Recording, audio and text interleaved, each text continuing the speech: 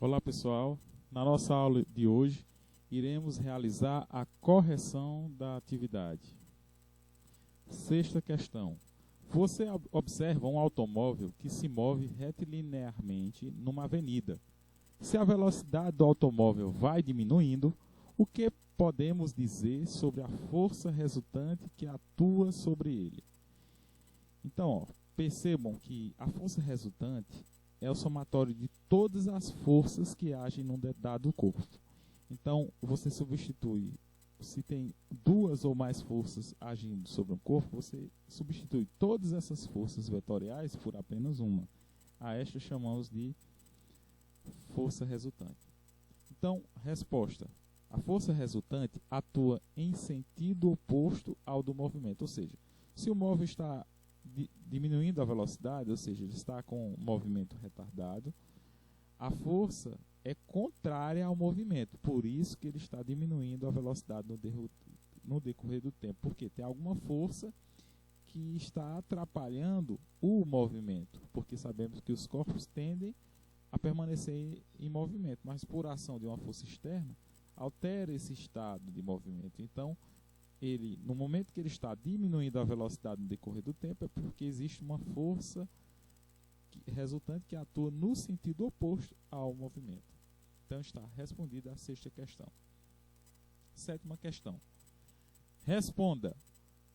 Letra A. Um corpo desloca sempre na direção e sentido em que está orientada a força resultante que age sobre ele. Então, um corpo desloca-se sempre na direção e sentido em que está orientada a força resultante que age sobre ele? Nem sempre. Por quê, pessoal? Nós temos dois tipos de movimento. O movimento acelerado e o movimento retardado. Então, o vetor aceleração, ele sempre acompanhará o sentido da força resultante.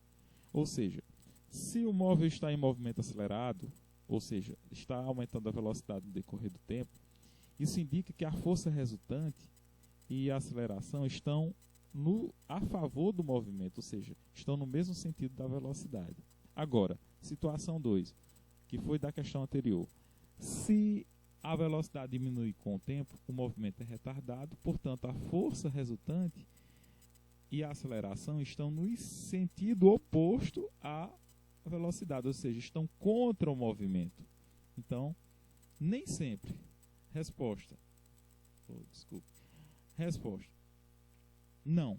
A força resultante define o sentido da aceleração e não o sentido da velocidade ou do movimento. Por quê? Acabamos de ver na questão anterior que se o movimento é retardado, a força resultante está no sentido oposto ao do movimento, que no caso é o da velocidade. E a aceleração acompanha também o sentido, a direção e sentido da força resultante. Tá certo, pessoal? Então, a resposta é não. A força resultante define o sentido da aceleração e não o sentido da velocidade ou do movimento. Tá bom? Letra B. Forças de mesma intensidade produzem a mesma aceleração, quaisquer que sejam os corpos a que se aplique. Então, eu vou aplicar a força em dois corpos distintos.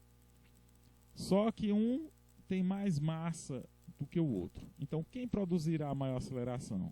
Aquele que for mais leve, porque estou aplicando a mesma força, só que a massa é a medida da inércia do corpo, ou seja, então quanto maior a massa, mais resistência esse corpo oferece para a mudança de velocidade desse corpo. Então, quanto maior a massa, menor a variação de velocidade, em consequência, menor a aceleração desse corpo. Então, a resposta, não. A aceleração depende da massa do corpo, ou seja, quanto maior a massa, menor a aceleração. E quanto menor a massa, maior a aceleração. Isso se estiverem sendo aplicadas a mesma intensidade de força para esses corpos, desse exemplo. Tá certo, pessoal? Está respondida a sétima questão. Agora vamos para a oitava. Um objeto experimenta uma força constante e acelera a 8 metros por segundo ao quadrado. Pergunta: qual será a aceleração deste objeto se, letra A força for reduzida à metade? Então, pela segunda lei de Newton, nós vimos que as forças que agem num dado corpo, que é a chamada força resultante, é equivalente ao produto da massa pela aceleração. Portanto, a fórmula é força resultante, F, é igual a massa m vezes a aceleração a. Então nós sabemos, se eu isolar bem aqui a aceleração, ó, eu vou jogar a massa para o outro membro dividindo, ficando a igual a F sobre m. Nós sabemos, ele disse no problema, que a aceleração é igual a 8 metros por segundo ao quadrado. Então, ó, isolando, se a aceleração é igual a 8 metros por segundo ao quadrado, a razão entre força dividido pela massa também será igual a 8 metros por segundo ao quadrado.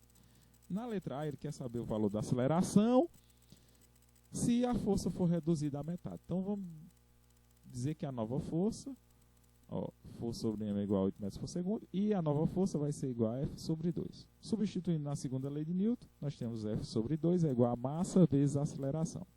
Pronto, eu vou isolar a aceleração, é o que eu quero descobrir, e vou passar a massa para o outro membro. Como ela está multiplicando com a aceleração desse membro, passa para o outro membro dividindo com a força. Então, ó, ficou a fórmula. A nova aceleração vai ser igual a F igual a 2, ó, o 2 já estava embaixo, dividido pela massa, que também agora estará dividido com F nesse membro. Pronto, eu sei que F sobre m é igual a 8. Então, ó, F sobre m é igual a 8 dividido por 2. E 8 dividido por 2 é igual a 4 metros por segundo. Portanto, se eu reduzir a força pela metade, a aceleração vai reduzir pela metade. Na lógica, se você for olhar a fórmula, a força é diretamente proporcional à aceleração. Ou seja, se a força diminui, a aceleração proporcionalmente também diminui. Tá certo? Ficando 4 metros por segundo, pois a força foi reduzida à metade.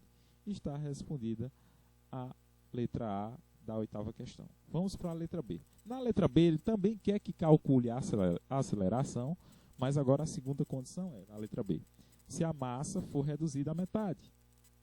Olhando para a segunda lei de Newton novamente, nós já vimos que a aceleração é igual a 8 metros por segundo, foi dada na pergunta, e que isolando A, ó, fica F sobre m.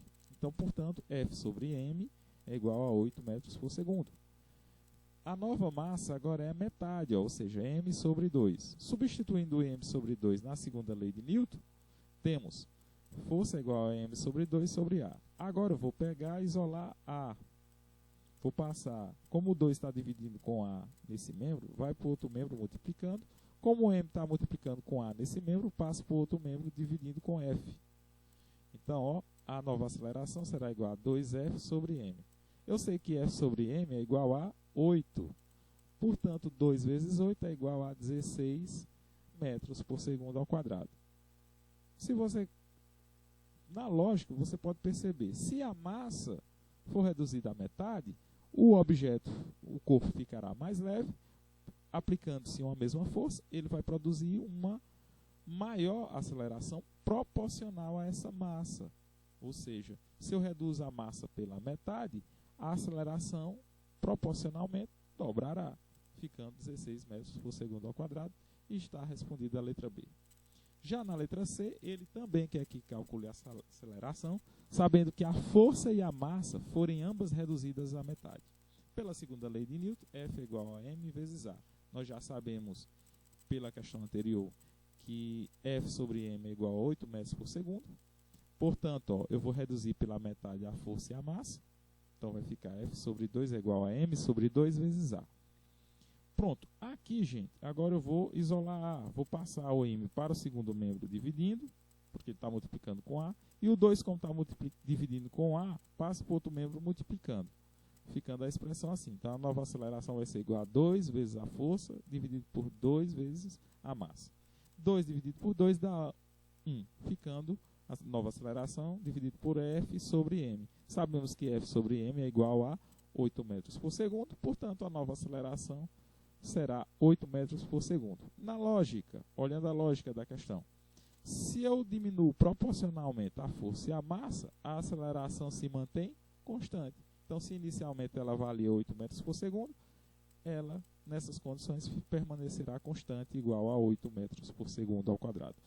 Portanto, pessoal, ficamos por aqui e até outra oportunidade. Tchau!